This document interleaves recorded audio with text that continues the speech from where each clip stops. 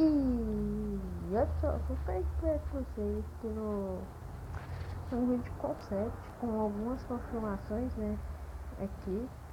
Então, olha, o coelho aqui vai ter, né, na 0.3, né, e o redstone tá confirmado, e esmeralda também, que é para trocar com os aldeões, né, e os trem redstone, e o portal do fim e os cavalos. Aí vai ter o cavalo e o Ender Dragon, né? E aqueles trem de redstone também, né? Muito legal. E o Creeper, aqui tá falando 0.2.0, mas é o 0.3.0. Porque esse aqui, ele tipo cai um raio em cima dele e ele fica de jeito ali. E as dimensões, né, também, que é a dimensão de dinossauro e um monte lá, né? Dimensão dos dragões, né? As dimensões dos tons, né? Também.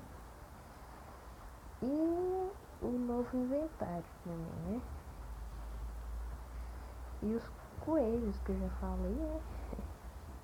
E esse bichinho aí que eu não sei o nome.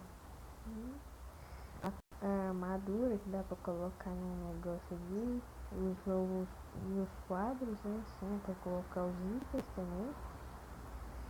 E esses mobs também é os que vai ter, né? Esses mobs aqui. Alguns que já tinha, né? Então, e a caixa de música, bem legal também, né? E os trem de redstone, esses trenzinhos aí, ó. Os barcos vai estar mais rápido também. E as novas skins que vai estar assim, ó. Aqui, pra colocar. E, tipo, parece o nome delas. E então é bem legal isso aqui também, ó. E o Wither vai ter, né? E esse aqui, né? A armadura de cavalo, esse tem aqui. E os shaders, né? Os shaders que você mesmo pode colocar ou pode deixar normal, né? Esses vidros aqui bem legalzinho que eu gosto, né? Porque eu tô doidinho pegar eles também, né?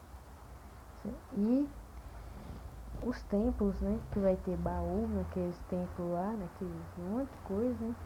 Os templos, e vai ter como colocar a máscara, né? Do cabeça dos bichinhos, né? Lá, aqui, ter como, né? E também bem legal, né?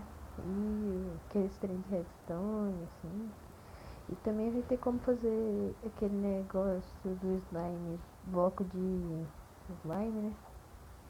Então, aqui. E esse baú aqui, bem legal. Então, é isso, pessoal. Vim trazer as notícias aí. E, então, tchau. Vai ter novas dimensões, novos itens, escudo, que tem tudo. E novos mobs que vocês mesmos vão ter que descobrir ou trago pra cá. Vocês que sabem nos comentários. Tchau.